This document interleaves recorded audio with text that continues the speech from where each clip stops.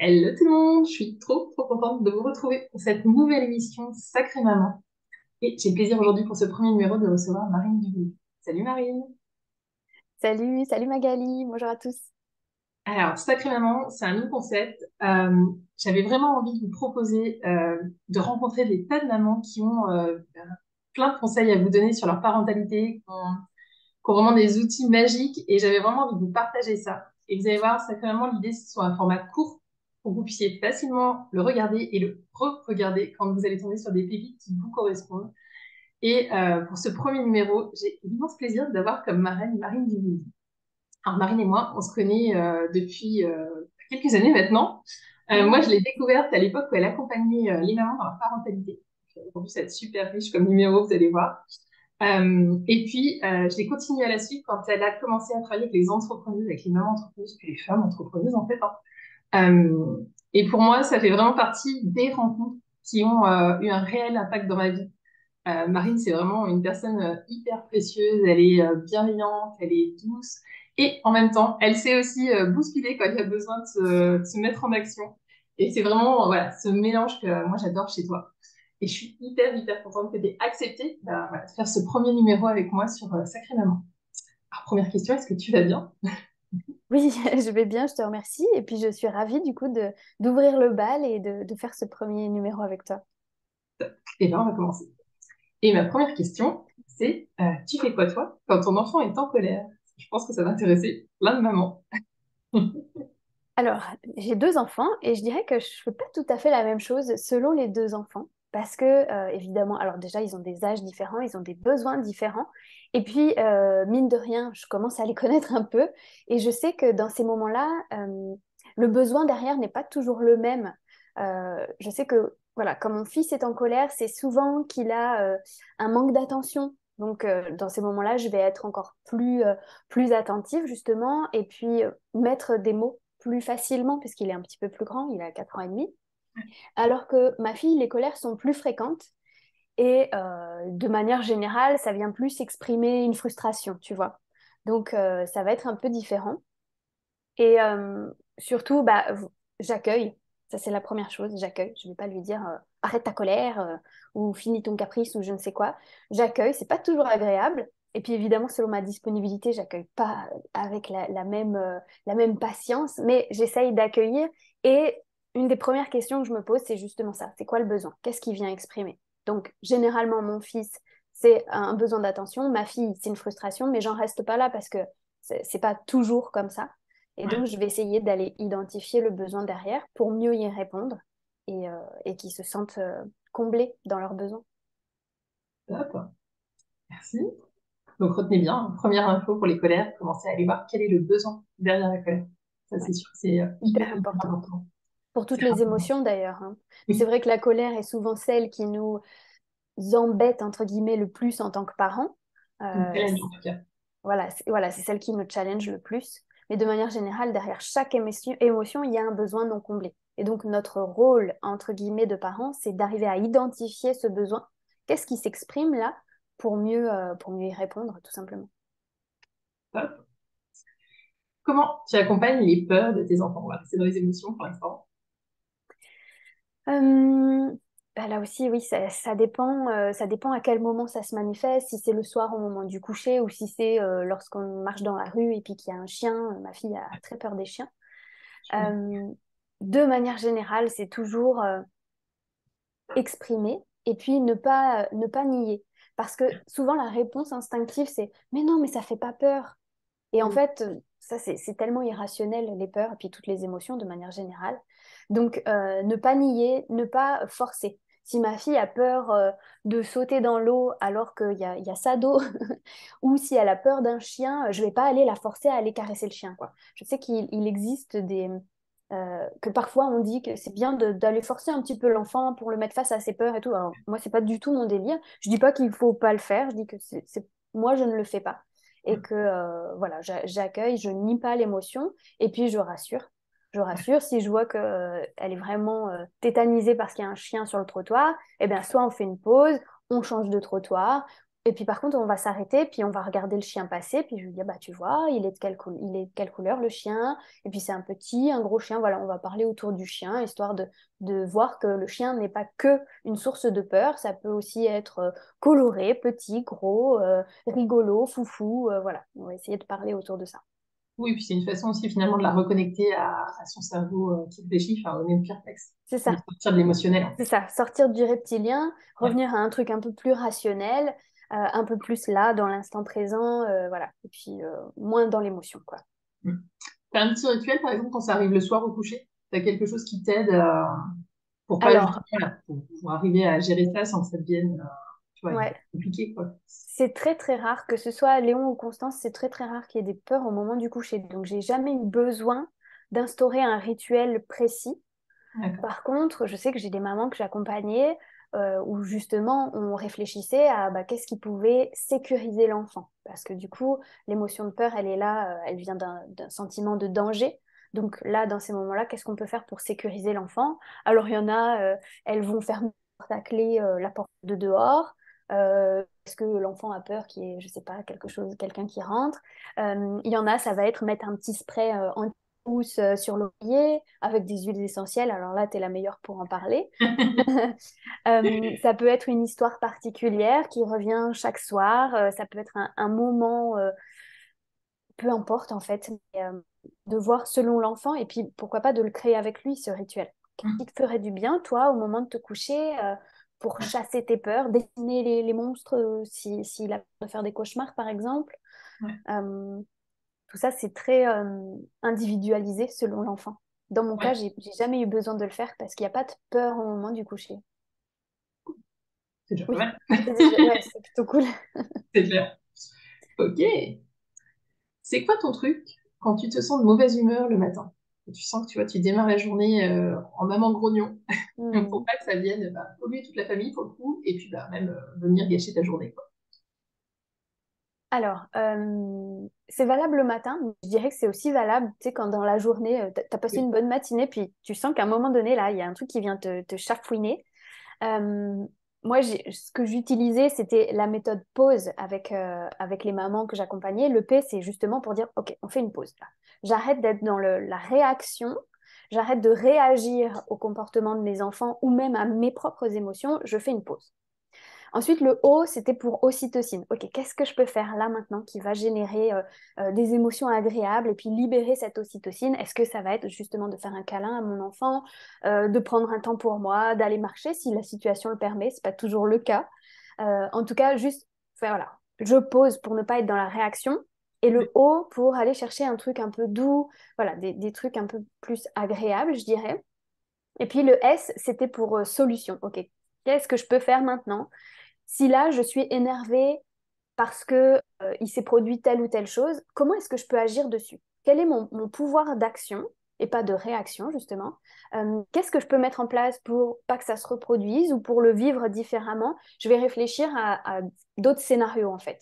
Alors, ça, c'est dans les faits, c'est la jolie théorie. Parfois, les enfants sont là, le conjoint est là, ça, voilà, ça brasse, il y a du monde ou que sais-je, on est sur l'extérieur. C'est pas toujours évident de dire, OK, je fais ma méthode pause, je me pose, je fais, tu vois.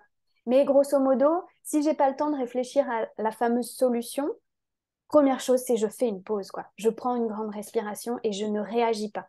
Et plus tard, si j'ai pas le temps de réfléchir maintenant à comment je peux rediriger ça, j'y réfléchis plus tard.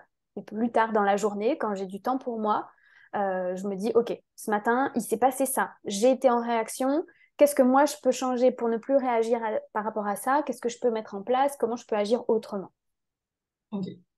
Après, ça veut quand même dire que tu sais, enfin, tu vas pour avoir ce temps d'analyse, que ça arrive aussi qu'on se lève le matin en étant grognon, tu vois, sans vraiment savoir ce qui est venu nous déclencher, quoi. Il y a des matins où on Oui, démarre la journée en une mauvais poil et tu vois, on oui. n'identifie pas forcément quelque chose. Mm. Dans ces cas-là, tu arrives quand même à appliquer pendant les bonnes journées, du coup, on va dire. De manière générale, si j'arrive pas à identifier, tu vois, je vais pas tout de suite aller forcément dans l'analyse. Vraiment, première chose, c'est OK, allez, je décide de ne pas réagir. Vraiment, tu vois, c'est ce que j'appelle l'intentionnalité.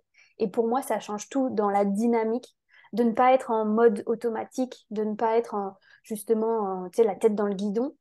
Et la première chose pour éviter ça, c'est juste de prendre conscience, en fait. Là, je suis en train de m'énerver, ou je me lève chafouin, il y a un truc qui ne va pas.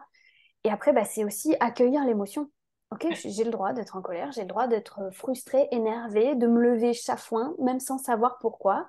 L'idée, c'est pas de mettre sous le tapis, vraiment pas. Au contraire, ça ferait que ressortir plus tard en version x10, quoi. Ok, merci. Euh, et bien, dans les mêmes ordres d'idées, c'est quoi ton truc quand tu sens que tu vas te mettre en colère? Quand tu commences à sentir, tu sais que ça monte, là, cette colère, Ouais, ouais. C'est est-ce la que, ouais, respiration, vraiment. c'est la respiration? Moi, c'est le truc qui m'aide le plus. C'est de me dire, ok, tout va bien se passer, je ne réagis pas. Et comment est-ce que, quel genre de maman j'ai envie d'être dans ces moments-là? Mais du coup, ça demande d'être en grande intentionnalité, de sentir que la colère monte et de ne pas et d'agir, comment dire, de faire cette pause là, cette respiration avant qu'il soit entre guillemets trop tard. Parce qu'en réalité, la colère, on la sent monter. Quand on est en intentionnalité et qu'on se connaît, on sent quand même quand on est un petit peu moins patiente ou qu'on est un petit peu plus Oui. voilà, dans la réaction comme ça. Juste, voilà, prendre une grande respiration. Comment est-ce que j'ai envie de me comporter dans ces moments-là? Quelle maman j'ai envie d'être là, maintenant? C'est quoi la meilleure version de moi? Qu'est-ce que ferait la meilleure version de moi? Et puis des fois, ben, la colère est là, et puis ça sort, et puis voilà. Je veux dire, je me blâme pas dans ces moments-là. J'ai beau connaître plein de choses sur la parentalité positive et avoir accompagné des centaines de clientes là-dessus. J'en demeure pas moins une humaine, une maman, et ça m'arrive évidemment de me mettre en colère contre mes enfants. Souvent, c'est de la colère contre moi, puis c'est eux qui prennent, hein. Ça m'arrive encore. Ça m'arrivera d'autres fois. Dans ces moments-là, je culpabilise pas, tu vois. Je me dis Ouais. juste, ok, bah, je ferai mieux la prochaine fois. Je conscientise ce qui s'est passé pour pouvoir justement la prochaine fois faire autrement. Tu leur en Et parles? je m'excuse, oui, ouais, je m'excuse auprès des enfants. Alors, pas tout de suite, souvent, tu vois, voilà, bon, il y a la colère, imaginons, je me mets en colère, ok. Après, bah, forcément, les émotions retombent. Et puis, à un moment donné, plus tard, dans la soirée ou quelques minutes après, peu importe, quand je sens que voilà, les émotions sont revenues à quelque chose de plus stable, bah, je vais dire aux enfants, je vais aller leur dire, bah, voilà, tout à l'heure, j'étais fatiguée, j'étais en colère, donc j'ai crié, voilà, j'ai crié, ou j'ai fait ci, ou j'ai fait ça, peu importe. Et je vais leur demander pardon, ou je m'excuse, voilà, je m'excuse d'avoir réagi comme ça. Et c'est une façon pour moi de leur montrer que bah, déjà c'est naturel de s'énerver, de se Ouais. mettre en colère, de ne pas leur faire intégrer l'idée qu'ils n'ont pas le droit de pleurer, pas le droit d'être en colère, quoi. Et puis c'est une façon aussi de leur montrer que chaque comportement n'est pas irréversible et qu'on peut revenir dessus, on peut s'excuser. Et maman, même quand elle est en colère, elle vous aime très très fort. C'est juste que j'étais fatiguée et voilà quoi. Ouais. Ouais, c'est important, ce que tu dis, Mm, que souvent, la colère, c'est souvent un sentiment qu'on essaie d'éradiquer. mm, Et c'est important pour nos enfants de nous voir en colère. Je dis pas mm. qu'il faut venir valoriser ça, hein, mais n'empêche que ça fait partie de l'apprentissage. Et si on se mettait jamais en colère, en fait, on leur donnerait pas de clés Oui, pour savoir le gérer eux ensuite. Donc, c'est c'est aussi ça. important de voir que, bah oui, on se met en colère. Oui, effectivement, c'est pas la bonne réponse, mais on est Mm, aussi capable d'aller s'excuser et ça, c'est c'est ça. hyper, hyper précieux pour eux, en fait. Ouais, complètement. Est-ce que tu as un ingrédient secret quand tes enfants n'ont pas envie de faire quelque chose? Hmm. Ah oui, bah alors là, Passer j'en par ai le chantage. plein, plein, plein, plein, plein. Moi, j'utilise beaucoup les concepts de parentalité ludique. Ça marche tellement bien. J'ai travaillé pendant des années en internat. Ça marche très bien avec les enfants des autres, mais ça marche très bien aussi avec nos enfants. Parce que les enfants adorent s'amuser. Donc, je sais pas, par exemple, imaginons, ils sont en train de jouer. euh, Ils sont en train de jouer au Playmobil. Moi, ils adorent ça. Les Playmobil, les Lego, ils font des histoires. Puis là, si c'est l'heure du bain, c'est compliqué de stopper une activité plaisante pour aller faire quelque chose qui, certes, peut être plaisant, mais c'est plaisant quand on est dans l'eau. Et Mm. pas toujours, pas pour tous les enfants d'ailleurs. Mais ce qui n'est pas plaisant, c'est le temps de transition entre je sors de mon activité et je vais me déshabiller. Ça, c'est. Alors, du coup, soit on va mettre un petit timer et puis c'est celui qui se déshabille le plus vite, ou on va faire la course, ou alors je vais utiliser les Playmobil et puis je vais rentrer dans l'histoire avec eux. Et puis hop, ça va être l'heure du bain des Playmobil. Hop, et ben allez, on va tous au bain. Puis on emmène les Playmobil. Moi, ça me dérange pas du tout d'amener les Playmobil dans le Ouais. bain. Pour les enfants qui sont plus grands, un truc qui marchait bien quand j'étais en internat, c'est que je faisais des petits avions et puis dessus, j'écrivais c'est le bain, c'est l'heure du bain, des choses comme ça. Et puis hop, j'envoyais le petit avion. Et puis voilà, l'enfant, ça le sort de son jeu en fait. Parce que la curiosité fait que du coup, il va être amené à dire tiens, c'est quoi cet avion? Ou un petit train qui passe avec un petit mot dedans, peu importe, une petite voiture, peu importe. En fait, le fait d'attirer son attention ailleurs, déjà, ça fait un premier pas vers cette transition. Et puis ensuite, il faut, on est tous pareils, il faut qu'il y ait quelque chose de cool derrière. C'est compliqué d'arrêter un truc super cool pour aller vers un truc moins cool. Ouais. Donc, comment est-ce qu'on peut faire pour que le truc cool, enfin, pour que le truc qui n'est pas cool, a priori pour l'enfant, devienne plus fun? Comment est-ce qu'on peut rendre le temps du déshabillage sympa, le temps du bain sympa, etc. Donc là, c'est toutes des techniques de coopération et il en existe des tas. Mais ouais, Mais de façon générale, n'hésitez pas à mettre du jeu ouais, dans la parentalité. oui, Ça, c'est hyper, hyper puissant. Hein, de ouais, voilà, rentrer carrément, dans leur jeu et puis de venir nous connecter à notre petite fille intérieure, ça nous fait le plus grand bien aussi en vrai. complètement, complètement. Top. Je parlais cette semaine sur mes réseaux que pour moi, les mamans, c'est celles qui apportent cette magie dans la famille. Mm. C'est quoi, toi, ta magie de maman? Ta petite, Alors, tu vois. je dirais que c'est mon écoute, ma douceur. Je pense que ça, c'est une de mes forces en tant que femme de manière générale. Et en même temps, bah d'ailleurs, tu l'as très bien dit, ce petit truc quand même de passage à l'action, pour moi, c'est cette fameuse image du carré là dont je parle tout le temps. C'est comment, au sein de notre famille, on peut apporter un cadre qui est sécurisant pour nos enfants, pour qu'ils puissent grandir, évoluer, s'épanouir avec une sécurité affective et pas que affective hein, d'ailleurs, aussi une sécurité physique, etc. Et en même temps, à l'intérieur de ce cadre, comment on amène cette douceur, cette bienveillance, ce jeu, cette négociation. Et ça, je pense que c'est ma magie à moi de savoir très bien poser mes limites en tant que maman, mais aussi, je pense aussi, de manière générale en tant que femme, même si je pense que là, je peux encore progresser, c'est plus facile en tant que maman. Mais à l'intérieur de ce cadre, c'est flexible. Je suis ouverte, je suis bienveillante, je suis à l'écoute, je suis disponible. Bon, bien sûr, j'ai plein de défauts, hein, parce que là, ça fait un peu je suis parfaite. Non, non, j'ai plein de défauts. Mais en tout cas, oui, je pense que c'est ma magie, ce fameux cadre à Ouais, l'intérieur duquel on peut évoluer en étant pleinement qui on est, dans ouais, cette sécurité, tu vois. ouais, c'est précieux ça. Pour le coup. Mhm. Si tu devenais maman aujourd'hui, en sachant ce que tu sais aujourd'hui, du coup, qu'est-ce que Donc, si tu j'avais pas garderais? d'enfant, c'est Voilà, ça? si tu n'avais pas Ok. d'enfant, mais que Hmm. tu savais tout ce que tu as appris, n'empêche par ta parentalité, ça serait quoi qui te serait le plus aidant? Qu'est-ce qui t'aiderait le plus que tu aurais voulu savoir quand tu vas t'être devenue maman? Oh, bah, de ne pas chercher à être la maman parfaite. Alors, c'est évident, c'est évident, mais en fait, je crois pour le premier, on se met beaucoup de pression. Ouais, c'est clair. Que ce soit dans l'alimentation, alors on veut les allaiter parce qu'on sait que c'est ce qu'il y a de mieux, ou en tout cas c'est ce qu'on croit, et du coup on se met une pression folle avec l'allaitement. On veut, pour le cododo, bah, par exemple, on ne sait pas parce qu'il y en a plein qui disent il faut pas le faire, et il y en a plein qui disent c'est ce qu'il y a de mieux pour l'enfant. Et en fait, on est tout le temps pris dans plein d'injonctions paradoxales, et on écoute tout ce qu'on peut écouter, et en fait on s'oublie nous, alors qu'en réalité, les bonnes réponses, c'est nous qui les avons. Et le cododo, ça fonctionne très bien pour certains, ça fonctionne pas pour d'autres. L'allaitement, c'est pareil, il y a des mamans, c'est pas possible. Euh, L'alimentation, on se met une pression de dingue avec les 5 fruits, les légumes, les pâtes de sucre et les machins. Et en fait, ce que je constate, c'est que déjà, à l'arrivée du deuxième enfant, on lâche un peu. Ouais, c'est clair. Je suis d'accord. Et en fait, aujourd'hui, je pense que la Marine d'aujourd'hui dirait à la Marine d'il y a 5 ans maintenant, lâche-toi la grappe. Ouais, Lâche-toi la grappe, tu as toutes les réponses et arrête d'écouter tout ce que tu peux entendre. Les tontons, les tatas, la vie de tata Ginette, de machin, de bidule, de belle-maman, de maman, de... C'est jamais les mêmes avis. ouais, Mais nous, on sait en réalité. On sait.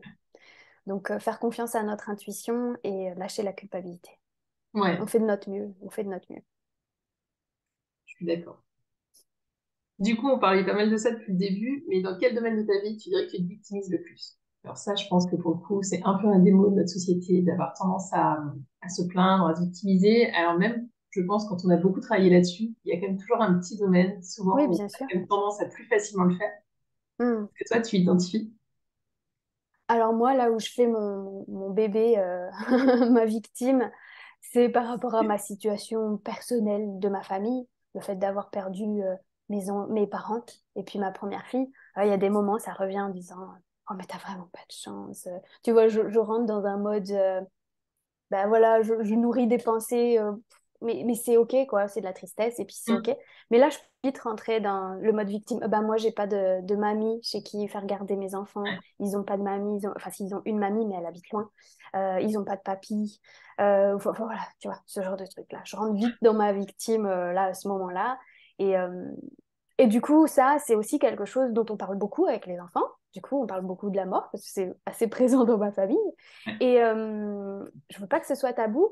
Et pour le coup, ben, on axe sur le fait qu'ils ont carrément de la chance d'avoir une mamie géniale. C'est vrai qu'elle habite loin, mais quand on va chez elle, c'est génial. Et tu vois, on essaye de trouver aussi le positif, quoi. Mais ouais, là, je pense que c'est là-dessus que je fais le plus ma bossaigne, quoi. Ouais. Tu identifies ce qui fait que tu tombes là-dessus? Enfin, tu vois que, est-ce qu'il y a quelque chose? Est-ce que... Non, des fois, ça va être un rêve la nuit qui va réveiller plein d'émotions. Et donc, le matin, je vais me lever et je vais être un peu triste. Ouais, Parfois, ça va être une situation où, imaginons, je suis bloquée pour faire garder les enfants. ouais, J'ai personne. Et là, bah, là hop, il y a la tristesse. Tu sais, je vais commencer à me dire, mais ouais, mais moi, on n'a pas de mamie qui est là, on n'a personne, et patati. Et là, bah, forcément, la tristesse revient. Voilà, c'est des petits blancheurs, ou alors parfois, ça m'arrive d'envier d'autres personnes, où je ouais, vois les mamies qui viennent chercher les enfants à l'école, ou, tu sais, voilà, ça fait des petits pincements comme ça.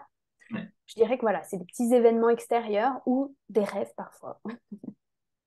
Et du coup, est-ce que tu as quelque chose, enfin, tu vois, est-ce que tu arrives à avoir le recul nécessaire pour sortir de ça? Ou est-ce que c'est ton conjoint plus qui va te dire, c'est bon? Non, alors pour le coup, non, c'est plutôt moi. Ouais, Parce que depuis toujours, j'ai tendance à venir bien mettre un gros filtre sur mes émotions, ce qui n'est pas forcément une bonne chose. Maintenant, je me connais assez bien. Je sais que ça ouais, dure jamais longtemps et je sais que c'est nécessaire, tu vois. Si je me lève en imaginant que j'ai fait un rêve qui a réveillé des émotions et que je me lève triste parce que je ressens le manque ou peu importe, tu vois, ben, tu sais, je vais pleurer un bon coup. ouais, Et puis, je sais que les émotions, c'est quelque chose de passager, ça dure quelques minutes. Je sais que plus je vais les réprimer, plus elles vont grossir. Donc, j'accueille, je pleure. Voilà, si j'ai de la tristesse, je pleure. Je sais que ça passe. Et puis, je me juge pas dans ces moments-là. Tu sais, je me dis pas. Et ouais, ça m'arrive de pleurer devant les enfants. C'est complètement OK pour moi. ouais, Valentin, je sais qu'il aime un peu moins. Mais pour moi, c'est OK parce que les émotions, c'est la vie. Et justement, je leur dis, bah voilà, là, maman, elle est triste. Et du coup, bah, pourquoi t'es triste? Bah, je suis triste parce que je pense à ci, parce que je pense à ça. Mais c'est normal, toi aussi, des fois, t'es triste quand ta copine, elle veut pas jouer avec toi, ou patati patata. On en parle, et puis après, je sèche mes larmes. Et puis ça va mieux, on fait un gros câlin, et voilà. Donc oui, j'ai pas peur de pleurer devant mes enfants. Alors après, je pleure pas tous les jours non plus, parce que je sais que ça peut être stressant, mais je veux ouais. dire, s'ils me voient pleurer une fois tous les 36, c'est OK en fait. Ça Oui, fait puis c'est ce qu'on partie de la disait tout vie. à l'heure sur la colère. C'est exactement la même chose que Une pour la façon colère, d'apprendre aussi. complètement. Ok. Est-ce que tu penses que tu souffres du syndrome de la bonne mère? Ce que j'appelle la bonne mère, hein, c'est mamans, enfin, Oui. que moi j'ai été, hein, qui ont Mm, vraiment l'impression que voilà, il faut tout faire pour ses enfants, qui n'ont plus vraiment de place dans ouais. leur propre vie et qu'on Mm. n'existe plus que pour ce rôle de maman. Beaucoup au début avec Léon, ouais. Du coup, de par mon histoire aussi, donc notre première fille est décédée le jour de sa naissance, et je pense qu'il y a plein de choses qui sont venues se cristalliser sur Léon, qui a été du coup le deuxième, mais le premier Oui, vrai bébé, j'allais dire. C'était pas un faux bébé, mais en tout cas, le premier bébé à être là dans mon quotidien. Donc je pense qu'il y a énormément de choses qui sont venues se cristalliser autour de Léon, et où il y avait tellement de culpabilité de ne pas avoir réussi à donner la vie à ma fille, où je suis venue compenser en prenant extrêmement soin de Léon, mais presque trop en fait. Trop ouais, dans le sens où justement il y avait ce syndrome de la bonne mère, je voulais tout faire, donc je faisais les couches lavables, zéro sucre, l'allaitement, enfin, tu sais, tout ce qu'on dit de bien faire pour être cette mère parfaite là. Et je me fixais des injonctions de malade, et en même temps j'avais le démarrage vraiment de l'entreprise qui commençait à décoller. Et ouais, j'ai ressenti quand même pas mal de fatigue, je dirais, vers ces, j'allais dire vers ces 2 ans, et c'était la naissance de ma fille aussi, tu vois. Et ouais, donc il y a eu quand même. Et après, pour ma fille, là, j'ai lâché. J'ai compris que je pourrais pas tenir le rythme. Donc, Constance, on a fait les couches lavables, mais genre 6 mois, tu vois. L'allaitement, pareil, ça a duré moins longtemps. Je suis moins regardante. Ça arrive qu'il mange un peu de sucre. Je suis moins stressée. Si jamais il regarde la télé chez mamie, bah, c'est pas grave, en fait, tu vois. Alors qu'à l'époque, oh là là, je voulais que des jouets en bois. Je voulais Ouais, interdit la télé. Enfin, j'étais hyper... je contrôlais tout. ouais. Puis en fait, j'ai vite compris que je pourrais pas tenir le rythme et que c'était pas bon pour eux surtout. Parce Oui, que la pression que je me mettais, forcément, ils le ressentaient. Et ouais, d'ailleurs, aujourd'hui, avec le recul, Léon est un petit garçon qui est beaucoup plus anxieux que sa sœur. Sa sœur, elle est ouais, cool. Tu vois, Léon, il est sage. Il est, la règle, c'est la règle. Faut pas dépasser. Waouh. Tu sais, j'ai envie de lui dire, vis, mon fils, vis, vas-y. Il me demande s'il a le droit de sauter sur le canapé. Est-ce que j'ai le droit de faire ça? Est-ce que j'ai le droit de faire ça? Tu sais, je pense que je l'ai trop, à vouloir être trop cette maman parfaite. ouais, Mon fils en a subi des répercussions, quoi. ouais. Ouais, mais c'est bien, parce que, enfin, c'est bien, je veux dire, de partager ça, parce que je pense que ça montre aussi, on est quand même encore beaucoup dans une société avec cette image-là de la mère parfaite, et c'est important aussi de se rendre compte que, malgré le fait que chez nous, ça part d'une bonne intention pour cette mère parfaite, en fait, Bien c'est sûr. pas ce qui va faire de nos enfants des enfants épanouis au final. Non, Donc, c'est important aussi de se sortir de cette pression-là, parce que déjà, c'est une charge mentale de malade, mais oui, c'est ça, mais au-delà de ça, ça en met une à nos enfants aussi, donc lâchez-vous la grappe. complètement. Qu'est-ce que tu voudrais transmettre à tes enfants? Est-ce qu'il y a une valeur ou une information ou quelque chose, tu vois, que tu te dis quand ils seront grands, j'aimerais qu'ils retiennent ça.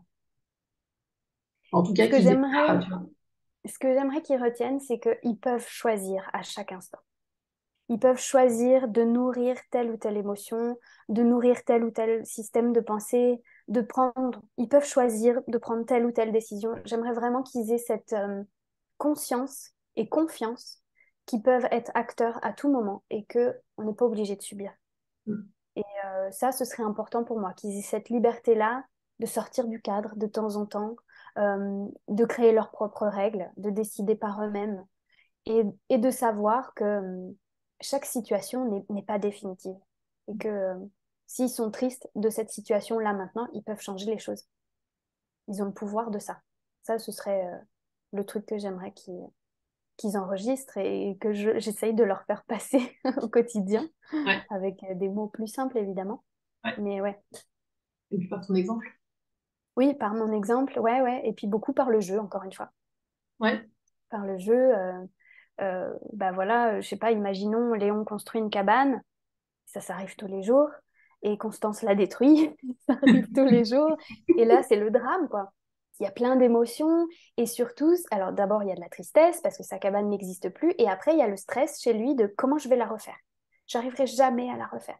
Et là, vraiment, moi, mon job à ce moment-là, bah, c'est de l'accompagner dans sa tristesse. Bah oui, je comprends que tu sois déçu. Moi aussi, je serais triste si ma cabane a été cassée. C'est vraiment triste. Ok. Bon, bah, et qu'est-ce qu'on peut faire maintenant? Mais j'arriverai jamais à la refaire. Et là, vraiment, lui faire comprendre que s'il l'a fait une fois, il peut le refaire quand il veut et qu'il peut choisir, il peut même choisir d'en faire une encore mieux et de pas subir en fait la perte de cette cabane, mais de se dire, ok, c'est l'occasion d'aller créer une cabane encore plus grande. Et puis après, je reviens aussi sur le comportement de Constance, bien sûr. ouais. Euh, Voilà. Ok, merci, c'est chouette. Euh, c'est quoi ton outil préféré dans ta vie de femme? Alors, ça peut être plus par outil, j'entends, ça peut être effectivement un outil concret, mais ça peut être aussi, par exemple, ton activité sportive, ou ça peut être une façon de penser, ça peut être, tu vois, c'est pas forcément quelque chose de matériel. Ouais. Pour moi, ça reste la respiration, parce que c'est Ouais, quelque chose qui est disponible tout le temps, qui est rapide, qu'on peut faire partout et qui marche très très bien avec les enfants. Donc ça, je dirais vraiment, c'est mon outil pour moi, apaiser mes propres émotions. Et puis, c'est facile de le transmettre aux enfants. Allez, les enfants prennent une grande respiration, puis ça les amuse. En plus, ils adorent ça. Après, ils se mettent à souffler dans tous les sens. Bon, bref. Donc, ouais, je dirais que ça, c'est mon outil qui est vraiment disponible à chaque instant, qu'on peut utiliser partout, qui est facile et que les enfants adorent. est-ce que tu as différentes respirations ou c'est juste, voilà, prendre une grande respiration Je pour suis, je suis pas une t'aider. grande experte en respiration, j'en connais plusieurs. Ouais, Maintenant, pour eux, pour utiliser avec eux, je reste sur des choses très très simples, juste déjà le fait de reposer l'attention sur le ouais, souffle, de sentir le souffle qui rentre par le nez, qui sort par la bouche, sentir quand c'est froid, quand c'est chaud. Et puis, tu sais, juste sur un rythme qui est assez régulier, je vais pas faire la respiration carrée avec eux, par exemple, hein. Ouais. C'est juste, OK, on inspire bien fort et on souffle, tu vois. Puis, voilà, accompagné par des gestes, mais très basique. Et toi, tu t'en sers, c'est quelque chose que tu ritualises ou c'est plus quelque chose quand tu sens que tu as besoin, tu le fais, quoi. Un petit peu les deux. Parfois, alors, tu sais, les matins, j'aime bien prendre du temps pour moi. J'aime bien écrire. Et souvent, si je ressens l'envie, je vais faire des respirations. Mais après, c'est plus dans mon quotidien, je dirais, comme un réflexe, en fait. Ouais. Tu vois, c'est plus, oula, là, je sens que... Enfin, je me dis même pas ça, en fait. Tu sais, genre, Oui. c'est complètement inconscient presque. Tu vois, je sens que là, c'est bon. Je prends une grande respiration. Et donc, c'est presque instinctif. Mais parfois, je le ritualise. Voilà, si j'ai envie le matin, pendant ma petite routine, ça m'arrive de faire des respirations. C'est pas systématique. Je me Ouais. fixe pas de cadre précis sur cette routine-là. Mais ouais, des fois, ça m'arrive le matin. Ouais, et là, on voit la puissance des habitudes, hein. Parce que du coup, je pense Mm. que c'est tellement rentré dans tes habitudes que tu Oui, n'as même plus besoin d'y réfléchir oui, oui, pour te dire, OK, là, j'ai besoin de respirer. C'est même plus, comme tu c'est dis, ça. c'est même plus quelque chose que tu te dis. Exactement. Comme ce fameux temps de pause, là, tu sais, Ouais. je vous parlais de la méthode pause. Au début, ça me demandait un vrai effort mental pour prendre conscience que j'allais être en réaction et stopper ce mécanisme et justement décider de faire autrement. Aujourd'hui, c'est de plus en plus fluide. Je dis pas, ça m'arrive encore effectivement, comme je disais, d'être agacée, d'être en colère. C'est souvent dans les périodes de vie où c'est un peu plus compliqué émotionnellement, tu vois, où je sens que je suis forcément un peu moins disponible. Mais sinon, effectivement, c'est un peu la même chose. C'est devenu une habitude en fait. Puis je l'entends pour le coup, le petit mot pause dans ma tête. Pause. Ah, c'est chouette. Mm. Et ça, Je c'est l'entends, important, donc hein, d'avoir mm. vraiment cette notion qu'avant que quelque chose devienne rentre comme ça Dérangeant. dans Ouais, notre instinct, finalement, il y a besoin de ces différentes étapes où d'abord, j'y ouais. pense après C'est ça. parce que j'y ai pas pensé sur le moment, puis j'y pense pendant, mais j'arrive pas à intervenir, puis C'est petit ça. à petit, je finis par y penser, mais il Mm. faut vraiment se laisser le temps. C'est Les ça. choses sont rarement automatiques, sont rarement instantanées, donc vraiment, prenez le temps aussi de vous D'intégrer, hein. laisser la Ouais. possibilité de vous approprier ces outils. Quand vous avez un outil, vous sentez qu'il vous parle, voilà, laissez-lui le temps de vivre et de Oui. prendre sa place dans votre quotidien. Ça, c'est Ouais, complètement. important. Comment tu fais? Alors ça, c'est une question, je pense qui intéresse beaucoup les mamans et où moi, j'ai souvent ce retour-là où il y a cette difficulté à être maman et à être femme. Ça Mm. revient un peu à ce qu'on disait tout à l'heure sur le syndrome de la bonne mère. On a tendance un petit peu à se perdre dans Oui. ce rôle de maman et puis à plus savoir exister vraiment en tant Oui. que femme. Souvent, quand on devient maman, on oublie un peu tout ce qu'on Oui. aimait avant, toute cette place qu'on peut avoir en tant que femme. Et Mm. toi, est-ce que voilà, comment tu fais pour réussir à faire coexister ces deux archétypes? Je dirais que déjà la prise de conscience est venue au moment où justement, vers les 2 ans de Léon, là, à la naissance de Constance, cette prise de conscience de, OK, tu vas pas pouvoir tenir comme ça, en fait, c'est invivable, et pour eux, et pour ton couple, et pour toi, parce que je m'étais complètement oubliée. Et en plus, comme j'avais l'entreprise à côté, donc autant te dire que c'était mes enfants, après l'entreprise, après Valentin, puis moi, genre, après, tu vois. Si jamais il y a Et plus de ouais, voilà, c'est ça. Il y avait tellement d'autres choses avant que ouais, tu t'oublies. Et en fait, il m'a fallu cette prise de conscience pour décider, justement, en conscience, de reprendre du temps pour moi en tant que femme, en fait. Et encore, franchement, je te mentirais si je disais que c'est complètement acquis. Parce que, tu sais, des choses toutes bêtes, mais avant d'avoir les enfants et quand j'étais salariée, j'étais toujours très bien apprêtée. J'avais je ne sais pas combien de paires de chaussures, je mettais énormément de talons, j'étais toujours très coquette, etc. Et puis après, ben, il y a eu les enfants, le fait de travailler à la maison. Autant te dire qu'aujourd'hui, je suis en chaussettes toute la journée, tu vois. Et mes talons, ils sont dans le placard et je les sors jamais ou quand on va au resto, tu vois. Donc, je sais que je peux encore progresser là-dessus pour laisser plus de place à la partie femme. Euh, Néanmoins, je pense que ça passe par, la prise de conscience. Prendre conscience que, OK, je me suis oubliée en tant que femme. Et ensuite, de réinstaurer des choses qui nous font kiffer. Donc là, je parle des talons, c'est très matérialiste. Ça peut être autre chose. Ça peut être juste le fait de prendre le temps de se passer de la crème. Ouais. Des choses qu'on fait plus parce qu'on n'avait plus le temps ou qu'on n'y pensait plus. Et en fait, vraiment, ça m'a demandé d'aller chercher et de nourrir la croyance que plus je prends soin de moi, plus je prends soin de mes enfants. Parce que avant d'intégrer ça, C'était comme impensable, en fait, de prendre du temps pour moi. Et je me disais, non, c'est eux la priorité. Sauf que prendre soin d'eux, si moi je prends pas soin de moi, ça sert juste à rien, en fait. Tu sais, c'est cette fameuse métaphore de l'avion qu'on a entendue des millions de fois. Mets Ouais, d'abord le masque à toi, justement, pour avoir les capacités de mieux protéger ton enfant ou le passager à côté. Ben, c'est la ouais, même chose, en fait. C'est vraiment de me dire, OK, en fait, là, je vais prendre du temps pour moi pour aller bouquiner, par exemple. Et je sais que sans culpabiliser de j'ai pas préparé le repas, la maison est pas rangée ou je ne sais quoi, juste, je sais que c'est en prenant ce temps pour moi que quand ils vont rentrer de l'école, je serai plus disponible, qu'on va pouvoir jouer de façon vraiment fun et que du coup, le repas sera fait de toute façon, il sera fait. Donc voilà, ouais. vraiment cette croyance, plus je prends soin de moi, plus je prends soin de mes enfants. Ouais. Oui, et puis par rapport à ce qu'on disait dans les autres questions, c'est aussi ce qui va permettre d'être moins dans la colère, qui va être aussi dans Oui, cette c'est capacité ça. d'accueillir les émotions de nos C'est enfants. ça, c'est les fameux réservoirs dont je parlais souvent, et puis ouais, j'en parle encore, c'est si tu peux pas remplir le réservoir d'amour de ton enfant si le tien il est pas comblé, tu peux pas remplir une relation, en tout cas avoir une relation harmonieuse avec les autres si toi, de toi à toi, t'as pas une relation harmonieuse, c'est pareil avec la confiance, c'est pareil pour tout. Donc Ouais. on doit d'abord remplir nos réservoirs pour que ça devienne un espèce de débordement pour mieux remplir ceux des autres. Moi, c'est comme ça que je vois les choses. C'est souvent ce que je partage aussi pour le coup. Mm. C'est quoi? Alors ça aussi bien. Je pense, d'ailleurs, je pense que c'est Isabelle qui aussi qui a amené cette notion de temps de qualité. Oui, Qui, moi, j'ai beaucoup de mamans qui se posent des questions là-dessus parce qu'il y a un moment où ce temps de qualité, on peut facilement perdre de vue ce qu'il est censé apporter. C'est-à-dire que moi, j'ai plein de mamans qui se retrouvent à faire, entre guillemets, du temps de qualité pour faire du temps de qualité. Sans, mm. tu vois, plus, bah, on retombe un peu sur cette idée du syndrome de la bonne mère, hein, c'est-à-dire faire pour Oui, faire, dans le rôle où, bah voilà, moi je suis maman, je dois jouer avec oui, mes enfants. Et plus j'ai plaisir à jouer avec mes enfants.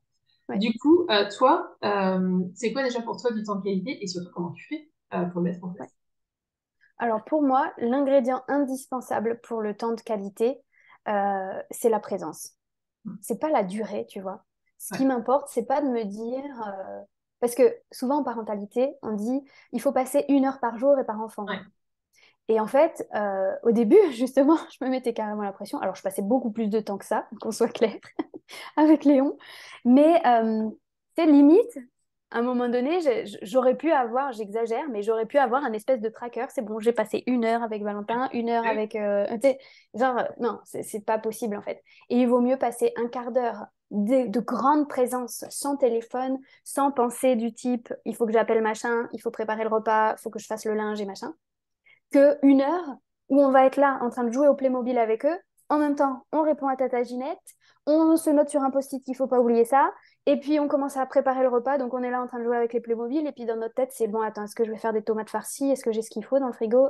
Tu vois, pour moi, c'est pas la durée qui importe, c'est vraiment, la présence. Et il y avait une métaphore que j'aimais bien utiliser quand j'étais dans la parentalité, c'est celle de l'eau.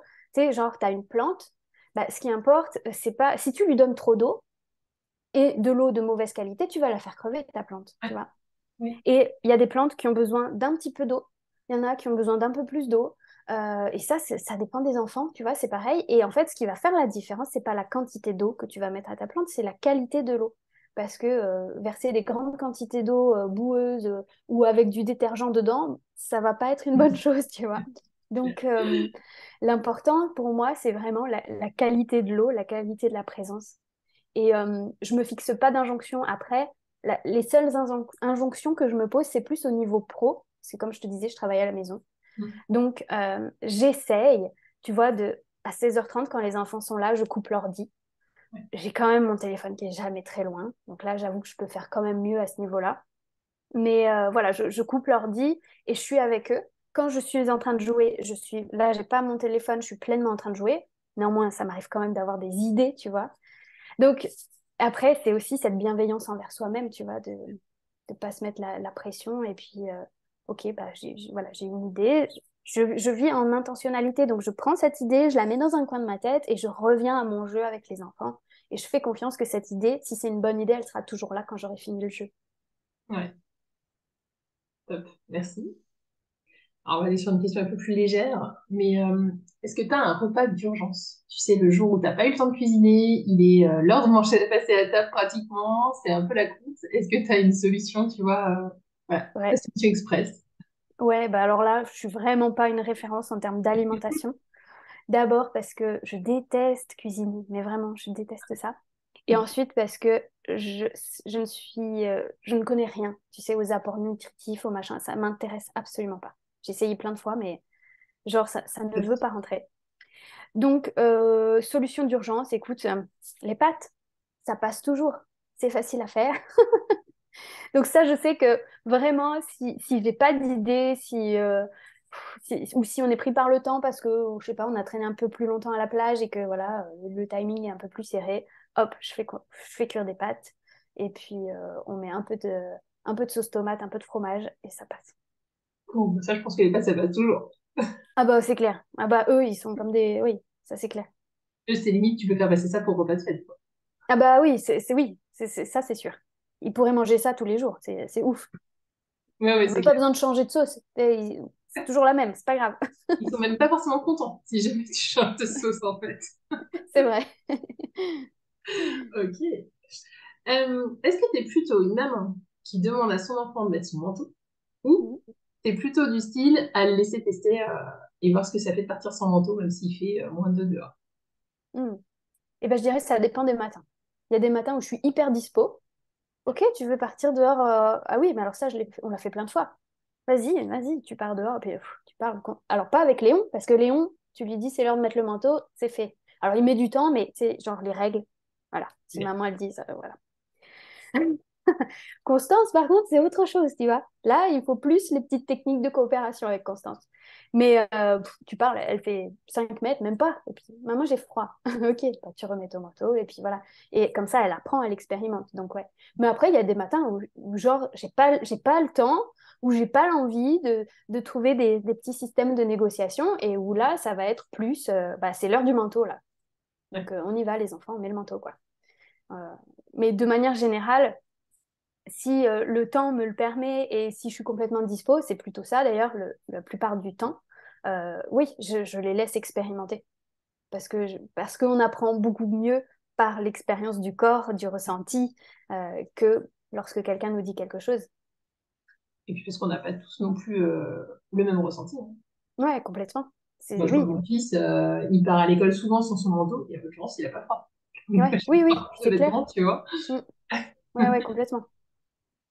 Ok. Tu as commencé à répondre un petit peu sur une autre question tout à l'heure, mais télé ou pas télé avec les Pas enfants? télé. Alors là, pour le coup, je suis un peu chiante là-dessus. Alors, on n'a pas de télé déjà. Enfin, on a une télé, mais elle n'est pas branchée. Et on s'en sert juste pour regarder Netflix, genre une fois dans le mois, tu vois. Ouais. Donc, du coup, il n'y a pas de télé chez nous. Par contre, il y a l'ordinateur, ce qui est un écran, donc ce qui revient au même. L'ordinateur, c'est que moi. Donc, les enfants ne touchent jamais. Et il y a mon téléphone où je suis quand même pas mal dessus, j'avoue. Donc, ils savent ce que c'est, mais par contre, pareil, ils ne le touchent jamais. Ou alors, ils le prennent comme ça pour faire semblant, tu vois. Mais même ça, dès qu'ils me voient, tiens, maman, ils me le rendent, tu vois. Maintenant, il y a quand même la télé quand on va. Alors, j'ai une de mes tantes, par exemple, qui habite genre à 45 minutes de chez nous, et de temps en temps, ça arrive qu'elle les prenne. Et je sais que quand ils vont chez Mamilou, on l'appelle Mamilou, eh bien, ils regardent la télé, tu vois, et ils adorent. Et en fait, je trouve ça génial. Alors, au début, un jour, Léon est rentré. Pour la petite anecdote, un jour, il est rentré à la maison, donc je sais pas quel âge il avait exactement, je me rappelle plus. Et en fait, il a compris ce que c'était la télé. En fait, il est rentré chez nous et en fait, il s'est posé devant la télé qui est dans le salon, qui n'est pas branchée. Il dit, et il m'a dit, maman, ben en fait, je sais ce qu'il y a dans cette boîte. Il y a des monsieur qui jouent aux boules. Parce que mon oncle regardait, tu sais, une émission de pétanque en fait. Et en fait, il a compris ce que c'était la télé ce jour-là. Bref, quand ils vont chez Mamie Lou ou chez Mamie Rosanne, je sais qu'ils regardent la télé et c'est OK. Je trouve ça chouette en fait qu'ils expérimentent d'autres choses. Pareil avec la nourriture, tu vois, nous on a des règles qui sont pas respectées chez les mamies et je trouve ça génial en fait. Mm. Je trouve ça génial qu'ils puissent expérimenter d'autres règles, d'autres cadres, dans d'autres contextes. Et voilà, donc chez nous, il n'y a pas de télé parce que nous, on la regarde pas. Maintenant, s'ils la regardent ailleurs, c'est pas très grave. Léo, il va à l'école? Oui, Et à l'école, Il n'y a pas oui, de il web, y c'est ça. a... Alors, il n'y a pas... je sais que genre à Noël, tu vois, ils ont regardé un dessin animé, tu vois, pendant les temps à la cantine. Et après, je sais qu'il y a un grand écran, c'est des nouveaux tableaux là, des écrans, voilà. Donc, je ne sais pas trop ce que c'est exactement. Mais oui, ça arrive qu'ils regardent de temps en temps à l'école la télé. Mm, mm. Et avec les copains? Enfin, tu vois, il n'y a pas de demande de sa part du fait qu'il y a peut-être des copains Non, qui viennent plus que lui. ben Enfin, écoute, c'est non, petit, c'est mais... jamais trop arrivé. Ah, par contre, on le tient au courant. Tu vois, son cousin lui a donné tous les jouets pas de patrouille. Donc, il connaît les pattes patrouilles, tu vois. Et après, il les a découverts chez Mamilou à la télé. Et là, c'était genre, mais la folie, quoi. Waouh! Donc, on lui achète, tu sais, les petits magazines où il faut coller les images pattes patrouille. Spider-Man, c'est pareil. Son cousin lui a donné un déguisement. Il sait qui est Spider-Man. Il n'est pas à la rue, tu vois. Ouais, Genre, c'est quoi ces trucs? Non, non, il est bien à la page à ce niveau-là. ok. Alors, on va revenir sur plus le côté femme, du coup. Est-ce que tu as un rituel beauté? Une Non, habitude, tu vois, quelque chose que tu aimes faire non. Non, franchement, j'ai pas. Pour le coup, non, j'ai pas de rituel beauté. C'est quand j'ai envie, en fait. Quand je ressens le besoin ou l'envie de me faire un masque, je le fais. Quand j'ai envie de prendre un bain, bah. Bon, alors ça, c'était mon côté écolo pendant des années. J'étais non, non, non, zéro bain, zéro bain. Là, c'est bon, je redeviens un peu plus, un peu plus, plus tolérante avec moi-même et ça m'arrive de prendre des bains. Euh, voilà, je suis mes envies, en fait. J'ai pas un rituel particulier. Ouais, plutôt ouais, laisser venir comme... Ouais, comme quand je ressens l'envie. Mm, mm. Ok. Ton livre du moment, il y a quoi sur ta table de chevet? Oh, il y en a plein. Parce que moi, je lis pas qu'un livre. J'en lis au moins 5 6 en même temps. Donc, je ne saurais même pas te dire les... J'ai des livres business, j'ai des romans policiers parce que j'adore ça. C'est des thrillers. Euh, j'ai même plus le titre à même la peau, je crois. Je crois que c'est ça. Et puis, j'ai des bouquins de dev perso. Alors ça, j'en ai à foison. Et en fait, je lis un petit bout par-ci, un petit bout par-là, selon ce que j'ai envie le soir, ce qui m'appelle. Il y en a plein. Il y a des livres sur le money mindset. Genre, dans ma table de chevet, là, je suis en train de regarder, tu vois, j'en ai un 2 3 4 5 6 7 8. Ah ouais, Il y en a 8. Donc, ils sont tous entamés et je d'accord, sais que je vais tous les finir. Mais par contre, il y en a peut-être un que je vais finir dans un an, tu vois. C'est pas grave, en fait. Et puis, des fois, il y en a un, je suis tellement absorbée, je le lis d'une traite. d'accord. Voilà, comment je fonctionne. T'as pas une petite habitude, par exemple, le soir, c'est forcément un livre qui soit ni business, ni dev perso, ni... tu Non. vois, non, pas Là, forcément. pareil, tu vois, je me connecte de- le plus souvent à ce qui est là quand c'est là. Et par contre, je m'étais fixé ça. Tu vois, j'avais essayé de me mettre une routine. Tous les soirs, je lis un livre qui soit pas du business et qui soit pas du dev perso, parce que mine de rien, je suis aussi dans le dev perso dans mon business. Donc, je lisais, tu sais, je m'étais dit, tous les soirs, tu lis un roman. Puis, tu sais, genre, c'était, voilà.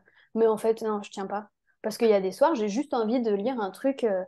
Il y a des soirs, j'ai pas envie de lire, et il y a des soirs, j'ai juste envie de lire un truc business et je lis un truc business. Je me connecte à ce qui est là quand c'est là. Et puis parfois, j'ai envie de lire, il est 14 heures de l'après-midi, et j'ai envie de lire mon roman, et ben je lis mon roman à ce moment-là. Ouais, tu fonctionnes beaucoup à l'envie. Ouais, beaucoup. Pour travailler et de manière générale, beaucoup. Et c'est beaucoup plus léger, hein, Hum. parce qu'avant, je cadrais tout. Justement, à l'époque de la naissance de Léon, tout était millimétré, même ma routine du matin était millimétrée. C'était horrible en fait. Je faisais des choses pour me faire du bien, et en fait, ça me faisait pas du tout de bien. Je me disais, alors je vais lire un quart d'heure, ensuite je vais méditer un quart d'heure, je vais faire mon yoga un quart d'heure. Et en fait, j'avais tout le temps mon téléphone pour, oh mince, j'ai dépassé de 5 minutes. Oh. Non, mais c'était horrible, n'importe quoi. Ouais. Bah, il y a un côté où on tombe dans ce qu'on disait tout à l'heure, c'est-à-dire il faut enfin, Oui, faire. c'est ça. Je dis pas qu'il faut pas le faire, mais en tout cas, moi, j'ai dû passer par là, par ce cadre, pour le déconstruire et me dire, mais en fait, si j'ai envie de faire du yoga à 15 heures, je fais du yoga à 15 heures, quoi. Ouais. J'ai la liberté de pouvoir faire ce que je veux de mon temps, quasiment. Donc, j'ai aussi choisi d'être entrepreneur pour ça. Donc, c'est quand même con de m'enfermer dans des choses qui ne me correspondent pas. Oui, c'est sûr.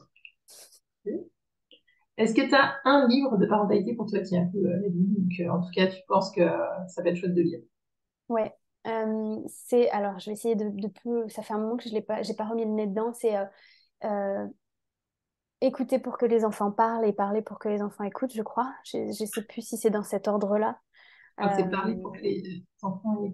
Ouais, je sais plus, ouais, Ouais, je sais, enfin, mais je vois. ça, ce livre, ouais, je l'ai beaucoup aimé. Ouais, Et de manière générale aussi, les livres de Daniel Siegel ouais, sur le cerveau de l'enfant que je trouve passionnant. ouais. Tous ces livres, tous. Le cerveau dans la main, la théorie du cerveau dans la main, moi j'ai trouvé ça fascinant de comprendre que, Oui, bah oui, en fait, une émotion, voilà, le fait d'aller titiller les reptiles, et puis, bah voilà, l'émotion, elle arrive, boum, elle se déclenche, et plus on va essayer de lui dire non, euh, calme-toi, machin, et ben, plus on va venir titiller son reptile, et plus on va allonger le temps où l'émotion va être vive, quoi. mm. Et ouais, j'ai beaucoup aimé ces ouvrages. Bah, c'est très bien. Est-ce que tu as un livre pour toi qui t'a aidé sur le côté féminin, justement, tu vois, à te reconnecter plus avec ce côté femme, avec ce côté...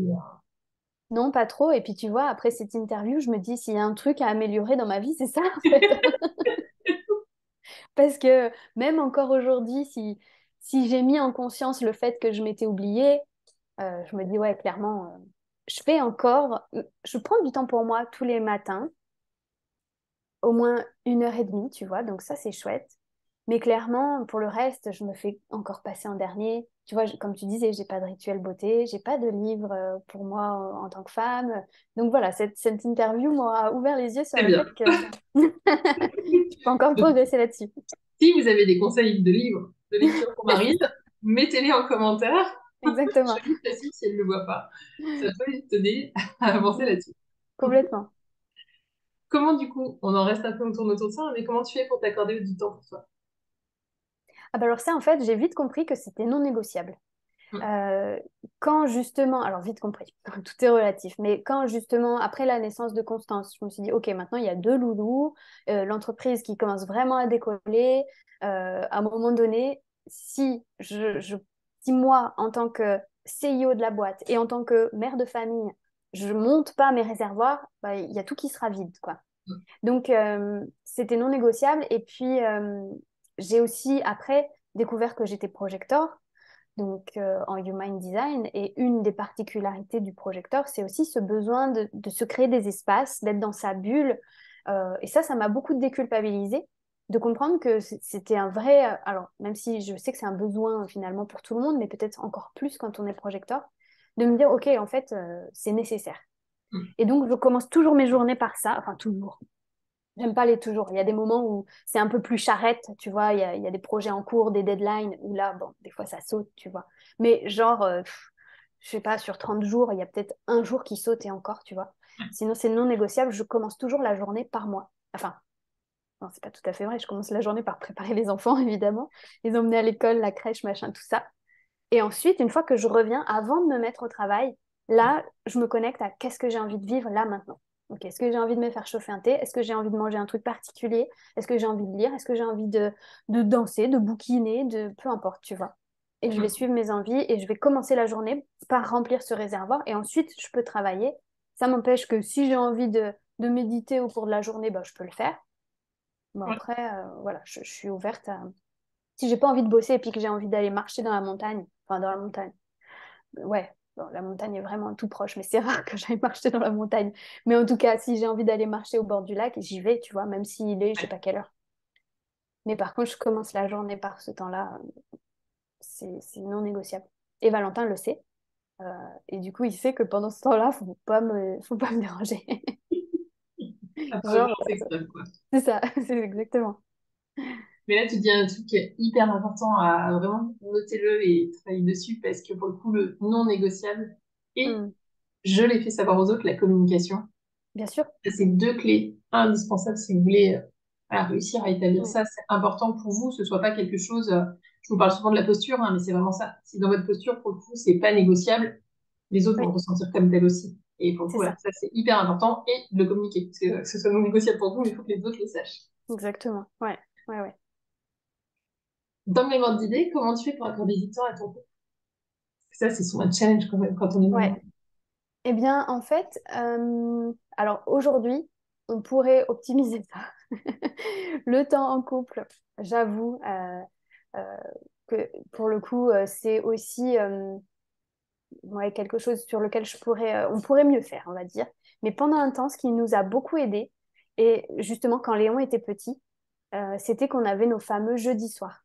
Et ça, on a fait ça, je pense, pendant un an et demi, où on avait notre petit rituel de couple le jeudi soir. En fait, c'était une soirée où vraiment on était dédiés l'un à l'autre. C'est-à-dire, il n'y avait pas de téléphone. On posait vraiment le téléphone, tu vois. Et même si on mangeait ensemble tous les soirs, le jeudi soir avait un goût particulier. On passait vraiment en présence, on se faisait des petits jeux, je sais pas, des discussions. J'avais même créé un petit pochon dans lequel j'avais mis des petits papiers avec des idées de soirée à thème, tu vois, et puis on les piochait. Et donc, c'était une semaine sur deux. On organisait la soirée. Donc, une semaine, c'était Valentin qui organisait le jeudi, puis la semaine d'après, c'était moi. Des fois, c'était juste un repas avec un thème particulier. Des fois, on allait sortir un jeu. Des fois, c'était un peu plus couple, on va dire. Et ça, c'était vraiment chouette. Et puis après, il y a eu le confinement. Du coup, beaucoup, beaucoup ensemble, tu vois, qu'on a très bien vécu. Parce que Constance est née pendant le confinement et on s'est retrouvés tous les quatre en mode cocooning. Pour nous, c'était merveilleux. Vraiment, c'était vraiment chouette.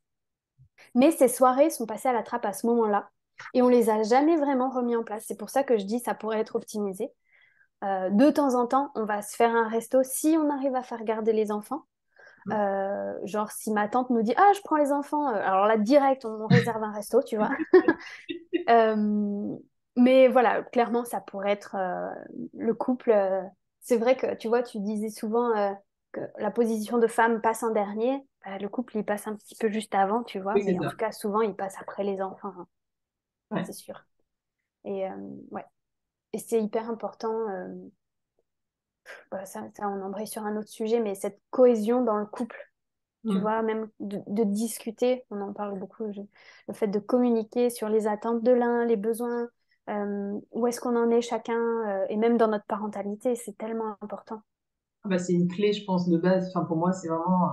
Ouais, Nous, chez dans notre couple, c'est ce qui a fait que, on est toujours aussi soudés, quoi. C'est la ouais, communication. C'est d'être capable de s'exprimer, aussi les reproches d'ailleurs, hein. Même oui, si, voilà, c'est pas toujours facile, hein, mais d'être capable de se dire, non, mais là, en fait, c'est pas possible que tu pas agisses comme d'accord, ça, ouais, ou ça me dérange, ou voilà. complètement. Ça, c'est, je pense que c'est un truc encore. Enfin, voilà, pour moi, tu vois, effectivement, le temps de couple, c'est pas toujours facile, mais en tout cas, d'arriver à au moins préserver ce temps de communication, Mm, c'est, c'est hyper important. Et que ce soit par, effectivement, comme tu proposais, un rendez-vous, soit quelque chose de ouais, ritualisé. Mais ça, c'est quelque chose d'hyper, hyper précieux. Ça, vous y gagnerez dans toute l'harmonie familiale si vous arrivez à établir cette communication-là. Enfin, je c'est suis clair. plein de mamans où finalement, on n'est pas forcément consulté pour ça au départ et finalement, on se rend vite compte que on va commencer par là, en fait. Ouais, Réétablir la communication en couple. Ça, c'est complètement. C'est ouais, hyper précieux. c'est primordial. Ouais. Mm. Ouais, ouais, carrément. C'est quoi, on en a un petit peu parlé hein, du coup au fil de l'interview, mais c'est quoi du coup toi les activités qui te ressourcent le plus? Qui va le plus Ah t'aider bah à moi, travailler? ouais, le yoga. Ouais. Et après, un petit peu la méditation, ça dépend des moments en fait. Il y a des moments où je sens vraiment le besoin, puis c'est facile. Il y a des moments où j'y arrive pas.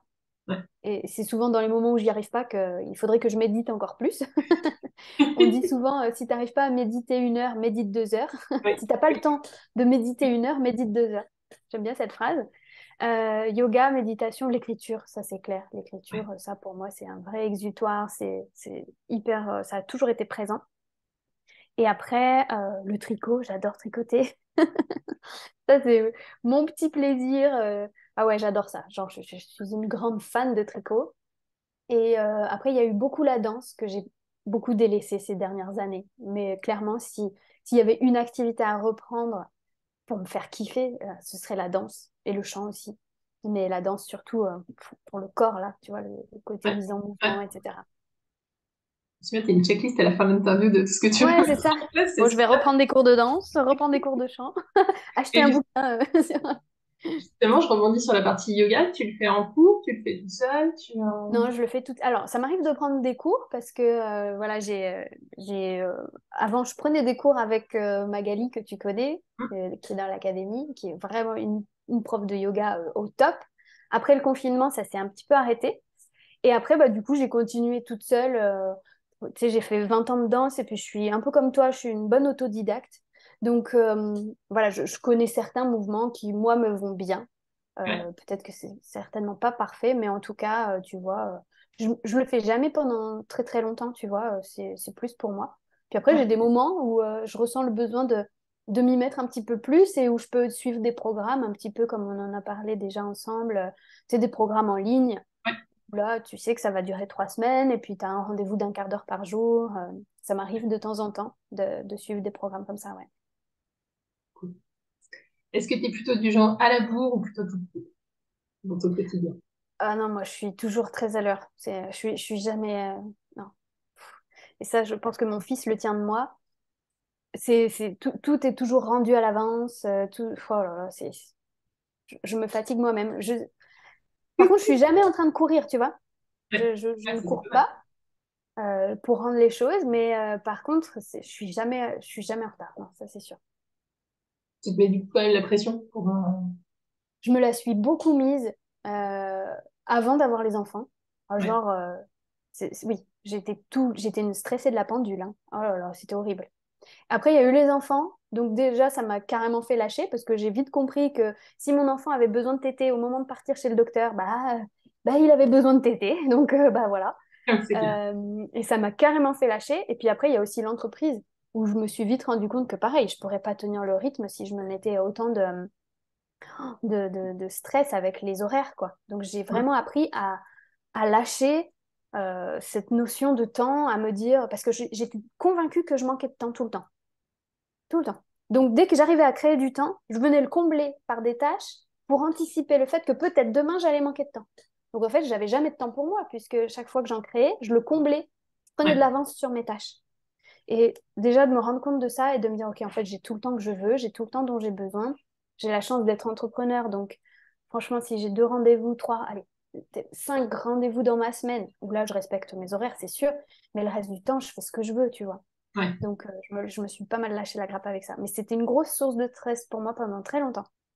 D'ailleurs, quand j'étais au lycée, mes cauchemars qui revenaient tout le temps, c'est que j'arrivais en retard devant la salle de lycée, Ah ouais. devant ma classe. Ah ouais, j'en faisais des cauchemars. Ah ouais, j'avais un truc avec le timing, c'était horrible. Tu as fait des injonctions aussi plus jeunes sur le temps. Mes parents étaient tout le temps en retard, tout le temps, tout le temps. Mais genre 1 heure et demie de retard, tout le temps. Ah ouais. Mon père venait me chercher à la danse avec 1 heure et demie de retard, je l'attendais. Et je pense, tout de suite, assez tôt mis une pression sur le fait que moi, je ne veux pas faire subir ça aux autres, quoi.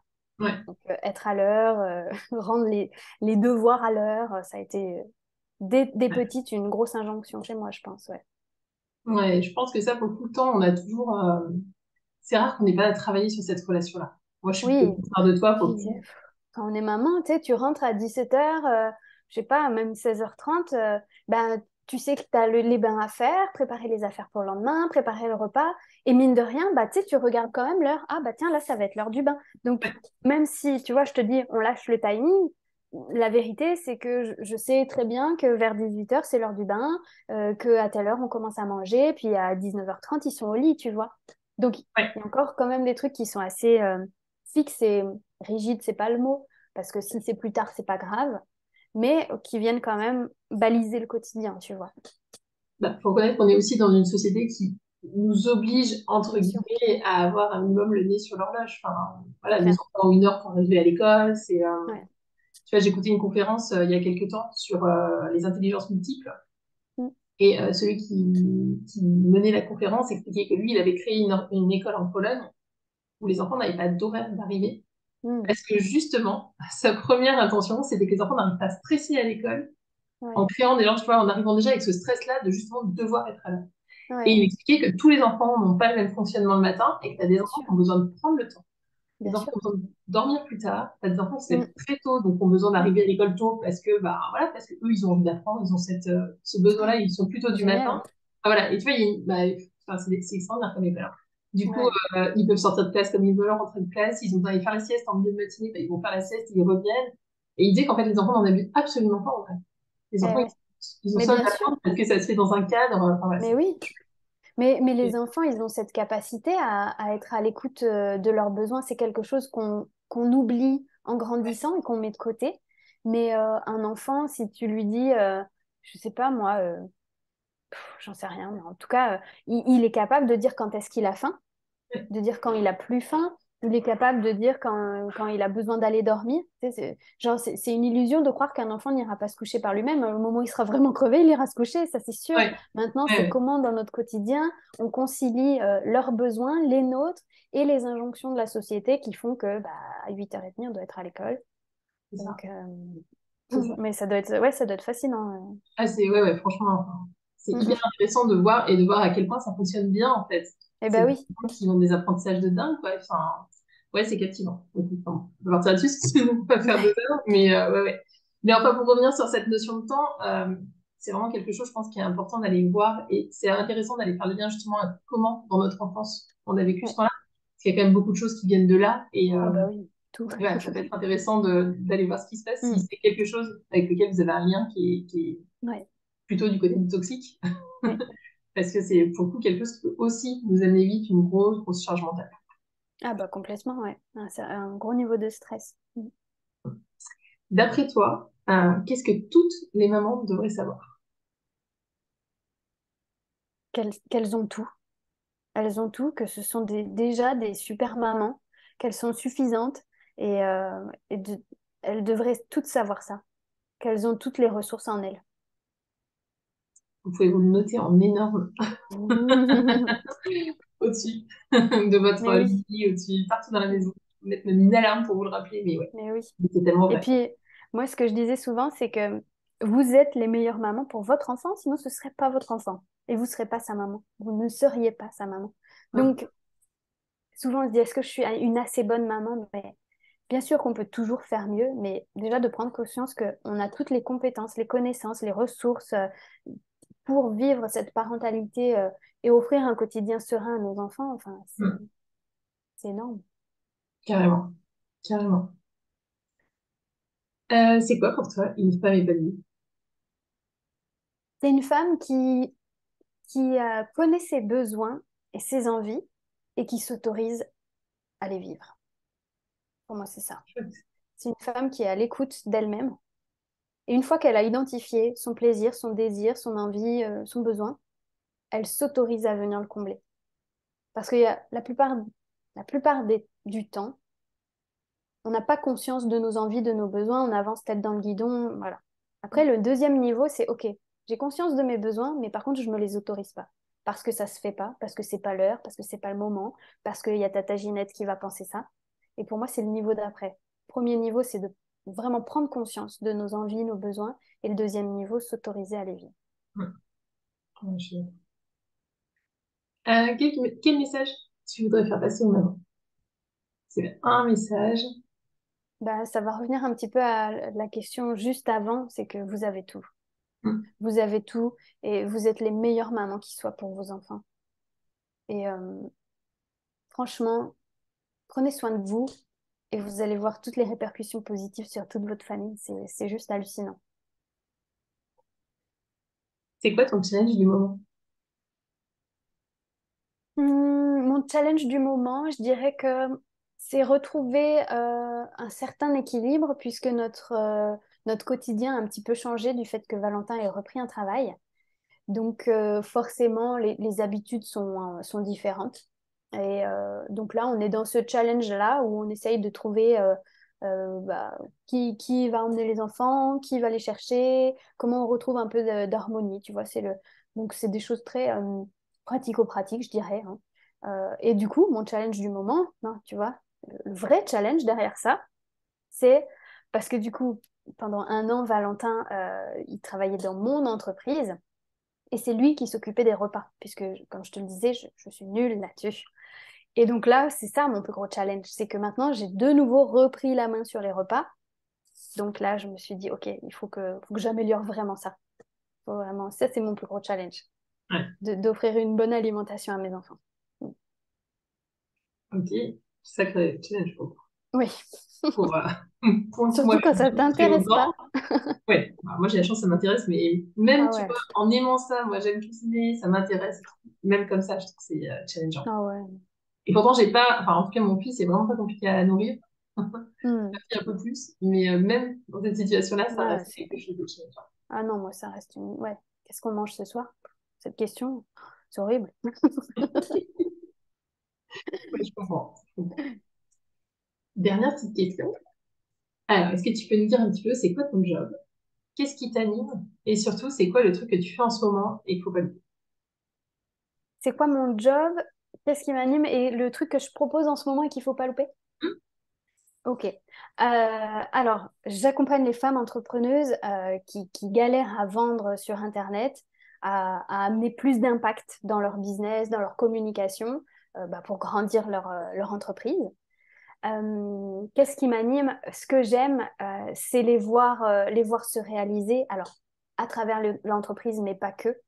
Ce que j'aime, c'est les voir se dépasser, les voir se révéler, les voir prendre leur place sur les réseaux, mais pas que. Ça, c'est vraiment mon grand kiff. Et après, la chose que je propose en ce moment qu'il ne faut pas louper, eh bien, on a un coworking à 12h30 qui rassemble des femmes entrepreneuses. Mais bon, les gens qui verront cette interview plus tard, c'est râpé. Enfin, Mais vous pouvez aller voir sur la page d'actu de Marie, parce que c'est tous les mois. oui, c'est tous les mois, tous les derniers jeudis du mois, il y a un rendez-vous coworking. Sinon, si, ce serait peut-être en profiter pour parler de mon livre, en tout cas le dernier.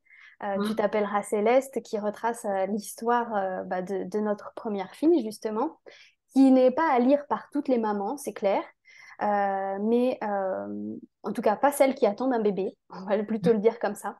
Mais sinon, vraiment, il y a un beau message d'espoir dedans, de vie, même si je parle beaucoup de la mort. Et voilà, ouais, peut-être plutôt parler de mon livre du coup. Ouais. Ouais, et néanmoins, pour les mêmes entrepreneuses qui suivent, hein, n'hésitez pas à aller voir parce que Marie propose beaucoup de choses aussi ouais. Et ça vaut le coup d'aller faire un tour sur sa page et aller voir son Oui, actu. Et juste du coup, dernière question, c'est quoi qui t'a donné envie justement d'accompagner les femmes à développer leur entreprise comme ça? Tu vois. Je crois que ça revient à ce que je te disais tout au début de l'interview. Tu sais, tu me disais s'il y a un message à faire passer aux enfants, et je t'ai répondu le fait qu'elles peuvent choisir, enfin, qu'ils peuvent choisir, ne pas subir, qu'ils peuvent choisir et être acteurs.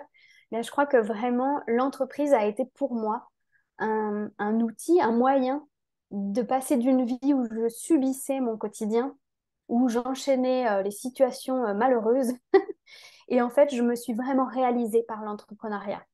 Et ça m'a ouvert tellement d'opportunités, des portes incroyables. Et je crois que c'est aussi pour ça que je me suis tournée vers les femmes entrepreneuses, pour avoir ce truc de, allez, on crée notre vie, quoi. On crée notre business, mais ce business, c'est une façon de se créer la vie dont on rêve, pour mettre notre activité professionnelle au service de notre vie perso. Et je crois que c'est vraiment ça qui m'anime le plus dans mon job, C'est chouette. ouais. Et t'as envie de dire une dernière chose pour conclure? Non, alors si ce n'est merci, merci pour toi, merci à toi pour cet échange et ouais, rester sur cette idée qu'on a tout, on n'a pas besoin de se faire des nœuds au cerveau, tout est là. Euh, et puis les émotions passent toujours, elles finissent toujours par passer, les agréables comme les moins agréables, et en fait on peut choisir à chaque instant qu'est-ce qu'on nourrit. Carrément. Merci beaucoup pour cette interview. Merci à toi, Je vous dis à très bientôt pour la suite et je vous souhaite une belle journée. Bye bye. salut.